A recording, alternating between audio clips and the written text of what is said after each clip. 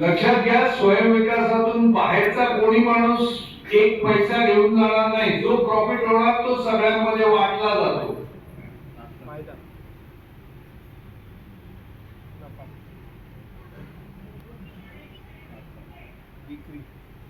₹1,08,00,000 ते मायनस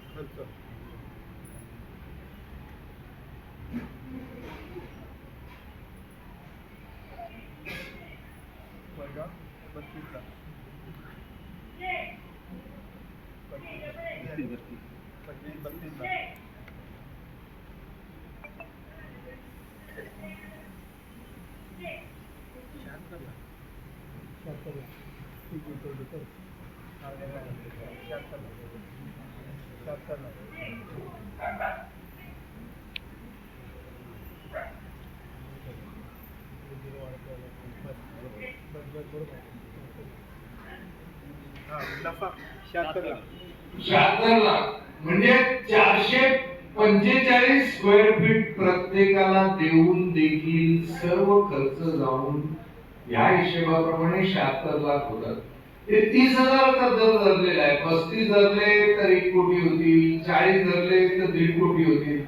अहो 76 लाख सोडा, आपल्याला जरी 15 लाख जरी उरले तर ते बँकेत ठेवून त्यातून जे काय मेंटेनन्स असेल कायमचं फ्री निघेल.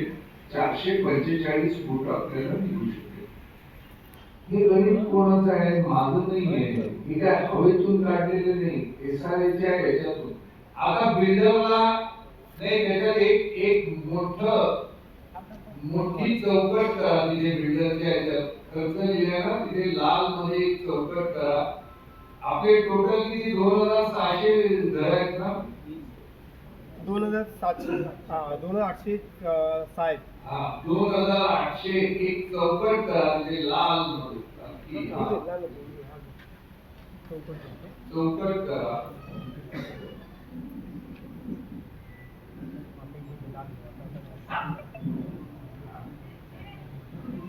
2,800 गुणिले 2 लाख प्रत्येक म्हणजे बिल्डरला किती फायदा होतो ते बघा. गुणिले 2 कोटी नाही, 2 कोटी 16 लाख भाड्यात त्याच्यात गेले. समजा 2 CR म्हणा, हे किती झाले? 5,400 कोटी तुमचे तो इथून लुटून घेऊन जा. ऑलरेडी 480 कोटीचं कर्ज त्याच्यावर आहे. आणि तुमची जागा आता HDFC बँकेकडून तुमची जागा गहाण ठेवून 500 कोटीची त्यांनी मागणी केलेली आहे. हे मी माझी गेल्या वेळेला मीटिंग झाली त्याच्यानंतर त्यांनी केलेलं आहे.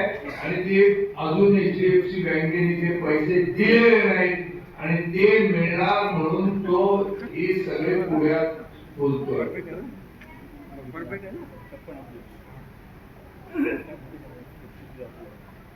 म्हणजे 5,600 कोटी रुपये तुमच्या जागेतून तो लुटून घेऊन जाणार. जमीन कोणाची? तुमची. लीज कोणाचं? महानगरपालिकेचं.